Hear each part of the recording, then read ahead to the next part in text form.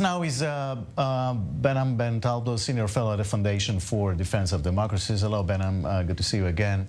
What really should be the reaction to such news from the IAEA?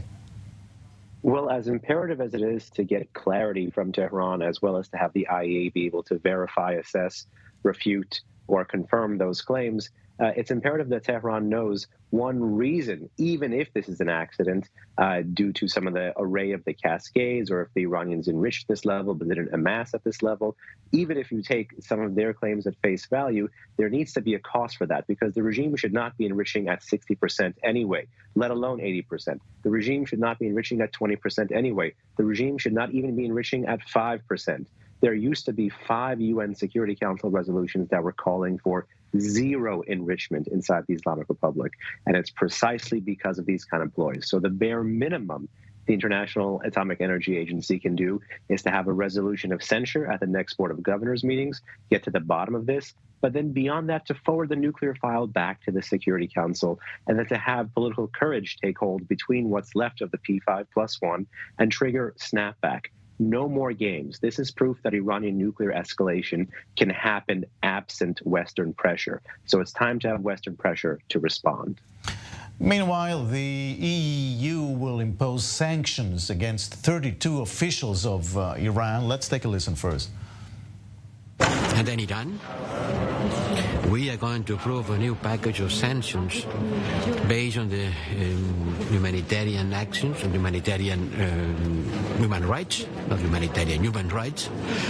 A new and important package of sanctions against Iran responsible for what has happened in the last days, on the cracking of the demonstrators and the use of capital penalty. So, Behnam, more sanctions and more sanctions. Will this change anything?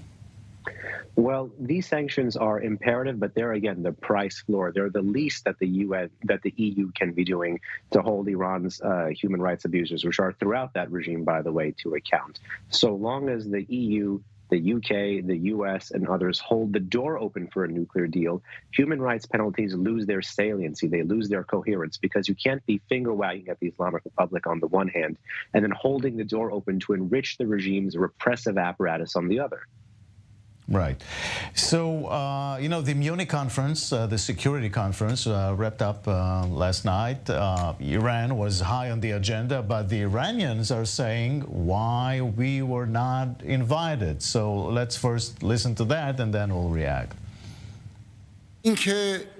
For a conference to claim to be formed in the name of international security, but not invite decisive and important countries such as the Islamic Republic of Iran and Russia, means that they've taken the opportunity to pose various and multilateral views on international security and provided this opportunity to a movement that is looking to strengthen unilateralism internationally. So what's the conclusion? Iran still wants to be part of the international community?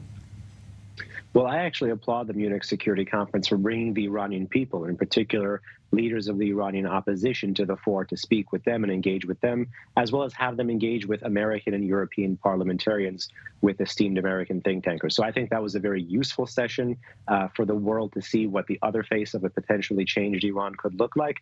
But it's also zooming out for a second at the 50,000-foot level. It's quite funny to see a regime that chants death to America, death to the UK, death to Israel, death to so many, and shuns the international order, all of a sudden feels slighted because it didn't get invited to one multilateral conference at the heart of Europe. So this regime needs to really decide what side it's on. And let's forget about some of those words and look at their actions. This regime is against the entire world order, yet somehow it covets recognition from that order.